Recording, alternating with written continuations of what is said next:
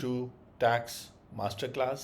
I am advocate Anthony Williams और आप देख रहे हैं टैक्स मास्टर क्लास। आप देख रहे हैं एक special tax master class part 2, जहां हम एक कॉम्प्रिहेंसिव व्यू दे रहे हैं, कमेंट्री कर रहे हैं इनकम टैक्स ऑर्डिनेंस 2001 की। यानी कि जो इनकम टैक्स फेडरल का कानून है वो स्टार्ट से एंड तक जो जो चेंजेस आई हैं फाइनेंस एक्ट 2021 से, यानी जो बजट अभी जून 2021 में पेश हुआ था, और टैक्स ईयर 2022 के लिए जो जो बातें इंपॉर्टेंट आपको पता होनी चाहिए वो हम डिस्कस कर रहे हैं। उसके अलावा लॉ को एज इट इज़ देख रहे हैं स्टार्ट से फिनिश, ताकि आपको एक आइडिया हो कि पहले डेफिनेशंस में जैसे आपके सामने हैं डिफरेंट ट्रांजैक्शंस, पर्सनस, अथॉरिटीज़ और कॉन्सेप्ट्स को सामने लाया जाता है, और फिर उस मुताबिक उस पर टैक्स लगाया जाता है, चार्ज किया जाता है, और फिर उसकी असेसमेंट होती है और उसकी कलेक्शन और रिपोर्टिंग होती है। तो यहाँ आप देख सकते हैं ऑफशोर एसेट की डेफिनेशन दी हुई है कि ऑफशोर एसेट से क्या मुराद है। मेनली कॉन्सेप्ट ये कि जो एसेट्स पाकिस्तान से बाहर है। ऑफशोर एवेडर कौन लोग होते हैं, और ये इस वक्त हम ओ पे हैं। पार्ट 1 में भी हमने डिफरेंट डेफिनेशन देखी थी, बिजनेस बैंक अकाउंट वगैरह के हवाले से हमने बात कर ली थी, क्योंकि वो बी में आते थे, अब हम ओ में हैं। और जहाँ जहाँ भी रेड आप देख रहे हैं वो चेंजेस हैं जो इस साल 1 जुलाई 2021 से इम्प्लीमेंट हुई है। ऑनलाइन मार्केट प्लेस की डेफिनेशन कुछ साल पहले ऐड हो गई थी, और अब जो है सेल्स टैक्स में भी ये डेफिनेशन ऐड हुई है। इस वक्त हम इनकम टैक्स देख रहे हैं, पाकिस्तान सोर्स इनकम क्या होती है, ये सब डेफिनेशंस हैं। लेकिन चूँकि ब्लैक में है, ये पहले हम बात कर चुके हैं, या डिफरेंट वीडियोस में आप देख सकते हैं 300+ वीडियोस यूट्यूब चैनल पे हैं टैक्स दोस्ती के, और आप लोग उनको देखते हैं शौक़ से, थैंक यू वेरी मच। तो ये जो है मुख्तलिफ डेफिनेशन देख रहे हैं। जहाँ जहाँ भी अब जहाँ बात पाकिस्तान मर्केंटाइल एक्सचेंज लिमिटेड की बात हो रही थी, वहाँ कंपनीज ऑर्डिनेंस का जहाँ जिक्र था, जो पुराना कानून था 1984 का, उसको रिप्लेस कर दिया कंपनीज एक्ट 2017 से। आगे चलते हैं जी। प्रिंसिपल ऑफिसर का है, प्राइवेट लिमिटेड क्या है, प्रॉफिट ऑन डेट क्या है, ये सब डेफिनेशंस यहाँ पे दी हुई हैं। और ये ज़रूरी है क्योंकि अगर आपने समझना है कि टैक्स लॉ किस शख्स को किस ट्रांजैक्शन के लिए टैक्स कर रहा है और किसके लिए एग्जेम्प्ट कर रहा है, तो ये सब डेफिनेशन स्टार्टिंग प्लेस हैं। और ये ऑफिशियल डॉक्यूमेंट है जो गवर्नमेंट ने इशू किया है। रॉयल्टीज़ बहुत सारे लोग हमारे कमा रहे हैं पाकिस्तान में, लेकिन उनको ये नहीं पता कि उन्होंने टैक्स फाइलिंग करनी है नहीं करनी, किस हेड में शो करनी। तो ये सारी चीज़ें एक अच्छे प्रोफेशनल के साथ जो है, अगर आपका राब्ता बनता है अपनी टैक्स फाइलिंग के लिए, अपनी book keeping, accounting, financial, legal, उसके लिए तो है टैक्स दोस्ती टीम तो अवेलेबल है।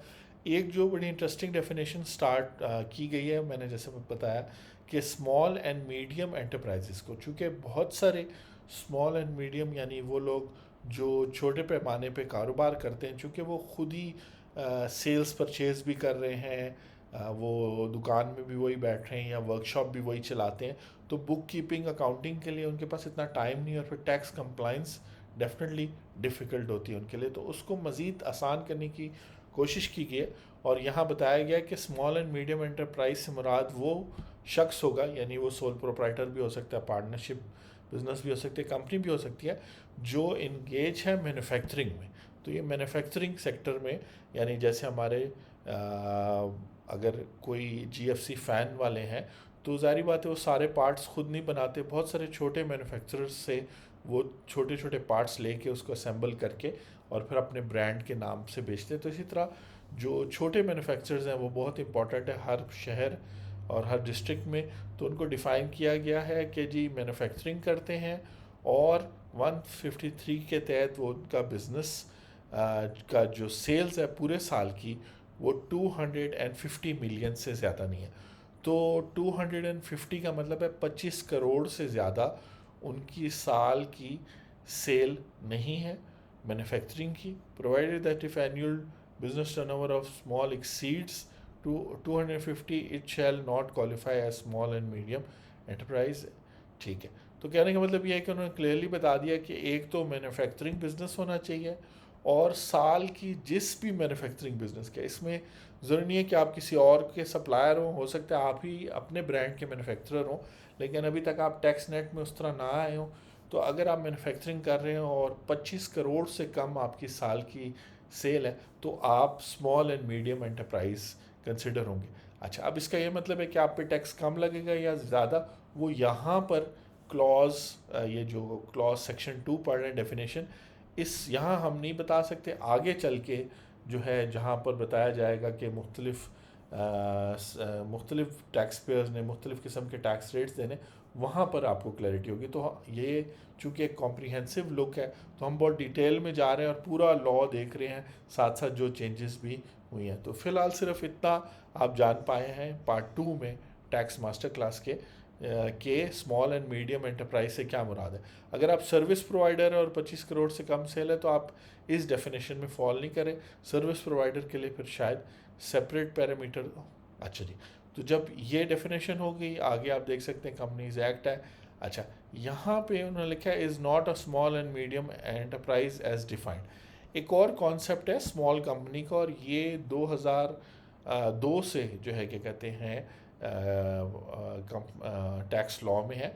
और अगर आप अपनी कंपनी को स्मॉल कंपनी के तौर पर रजिस्टर करते हैं तो आप कोई 5% कम टैक्स देंगे। जैसे अगर नॉर्मल कंपनीज 25% पे टैक्स दे रही हैं तो आपका टैक्स 20% के हिसाब से आप देंगे।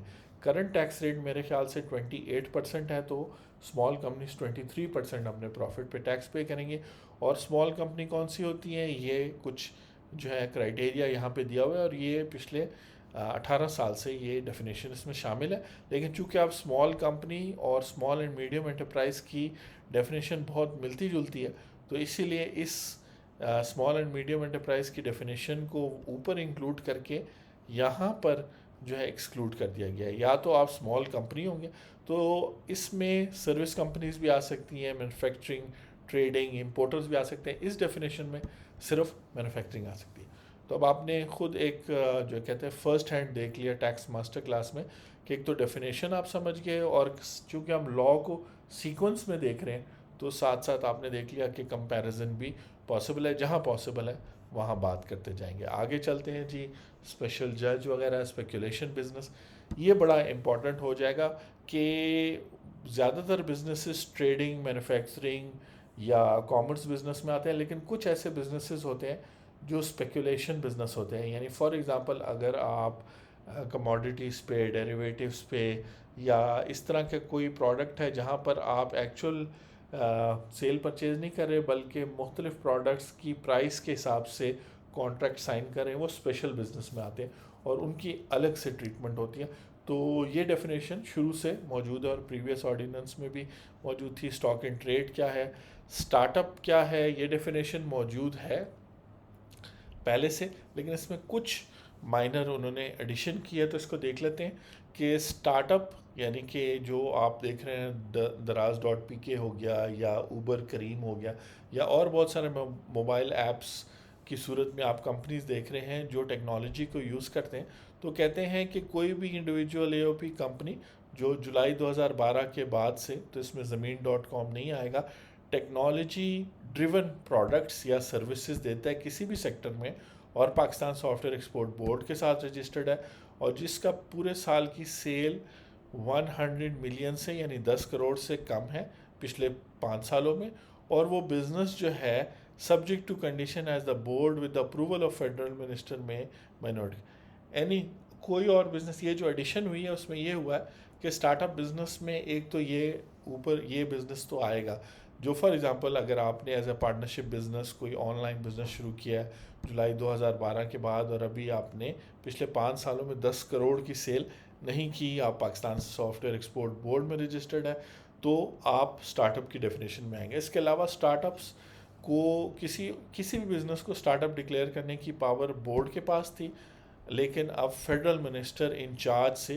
कॉमर्स मिनिस्टर से, रेवेन्यू मिनिस्टर से इजाज़त लेके वो किसी भी बिज़नेस को स्टार्टअप डिक्लेयर कर सकते हैं। तो इस तरह से मुख्तलिफ चेंजेस टैक्स लॉ में इसलिए लाई जा रही हैं ताकि एक फेयर तरीके से जो है ना टैक्सेशन हो, क्योंकि जो स्टार्टअप्स हैं उनको आगे जाके आप देखेंगे वो टैक्स एग्जाम्प्ट थी और अब उनको टैक्स क्रेडिट अवेलेबल है 100%, इन्होंने टैक्स पे नहीं करना। फिर टैक्स की डेफिनेशन वगैरह है, टैक्सेबल इनकम है। आगे चलते हैं, ये डेफिनेशंस इसलिए हैं ताकि एग्जैक्ट ट्रांजैक्शंस आप बता सकें। यहाँ पर डेफिनेशंस ख़त्म हो गई। फिर सेक्शन 3 कहता है कि टैक्स लॉ में अगर कोई चीज़ टैक्सेबल है या एग्जाम्प्ट है, तो अगर किसी और कानून में ऑपोजिट बात भी लिखी है तो टैक्स का जो इनकम टैक्स का कानून है वो प्रिवेल करेगा।